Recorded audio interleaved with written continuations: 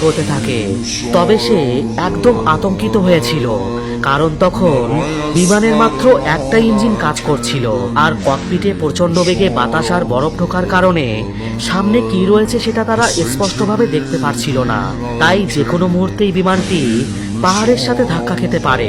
এদিকে শহরের সব মানুষ ওই প্লেনের খারাপ অবস্থার কথা জেনে যায়, আর ওই বিমানে থাকা যাত্রীদের আত্মীয় স্বজনরা এয়ারপোর্টে এসে খোঁজ খবর নিতে থাকে।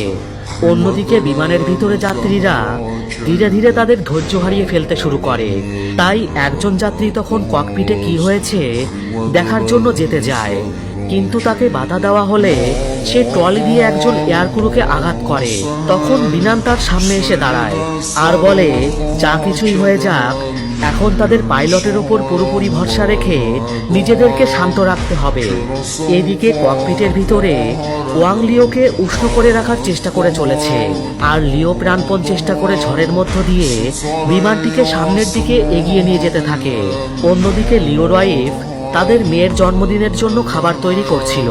ঠিক তখনই সে লিওর বিপদে পড়ার খবরটা জানতে পারে, কিন্তু সে বিচলিত না হয়ে তাদের মেয়েকে সান্ত্বনা দিতে থাকে। এদিকে প্লেনের ভিতরে লিও আস্তে আস্তে বেহুশ হয়ে যেতে শুরু করে, আর সে দেখতে পায় সে তার মেয়ের জন্মদিনে কেক কাটছে। কিন্তু তখন ওয়াং লিওকে জাগিয়ে দেয়। এরপর লিও ওই কালো মেঘের মধ্য দিয়ে সঠিক রাস্তা খুঁজে বের করে বিমানটি চালিয়ে নিয়ে যেতে থাকে। অন্যদিকে কন্ট্রোল রুমে সবাই রাডারে দেখতে পায় প্লেনটি পাহাড়ের ফাঁক ফোকর দিয়ে আর কালো মেঘের ঝড়ের মধ্য দিয়ে সামনে এগোচ্ছে।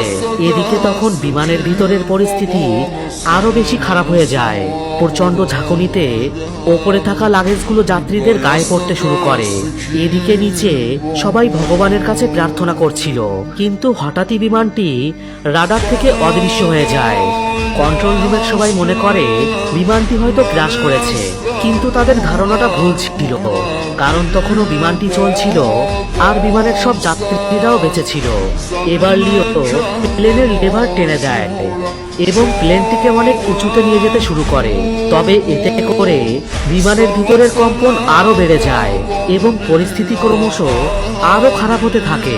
লিওর মাথায় তখন শুধুমাত্র একটাই কথা ঘুরপাক খাচ্ছিল, আর সেটা হলো এই প্লেনে থাকা 119 জন যাত্রীর জীবন এখন শুধুমাত্র তার হাতে। এরপর অনেক চেষ্টার পর অবশেষে প্লেনটি ওই মেঘের ভিতর থেকে বেরিয়ে আসে, আর সেই সাথে পরিস্থিতিও স্বাভাবিক হয়ে যায়। মৃত্যুকে এতটা সামনে থেকে দেখে বিমানের সব যাত্রীরা পুরো শকড হয়ে যায়। অনেকে তাদের শেষ ভিডিও বানায়, কারণ তারা নিশ্চিত ছিল তারা আর বেঁচে ফিরতে পারবে না। এমন সময় প্লেনটি আরো অনেকটা নিচুতে চলে আসে, আর এখানে পর্যাপ্ত পরিমাণে অক্সিজেন ছিল। পাইলট তখন আরো ভালোভাবে দেখার জন্য তার অক্সিজেন মাস্কটি খুলে দেয় এবং সেই সাথে তারা আবারও কন্ট্রোল রুমের সাথে যোগাযোগ করতে পারে। কন্ট্রোল রুম থেকে তাদেরকে বলা হয় দ্রুত এমার্জেন্সি ল্যান্ডিং করার জন্য। এদিকে বিমানের ভিতরে সবাই ক্র্যাশ ল্যান্ডিং এর জন্য প্রস্তুতি নিতে শুরু করে। তবে অবশেষে প্লেনটি কোনো প্রকার বাধাবিঘ্ন ছাড়াই নিরাপদভাবে মাটি স্পর্শ করে। কিন্তু বিপদ তাদের তখনও শেষ হয়নি, কারণ ওই রানওয়েটা ছিল খুব ছোট আর বিমানটি সজোরে সামনের দিকে এগিয়ে যেতে থাকে। কিন্তু একদম শেষ মুহূর্তে এসে ক্যাপ্টেন লেভারটি সজোরে টেনে দেয়।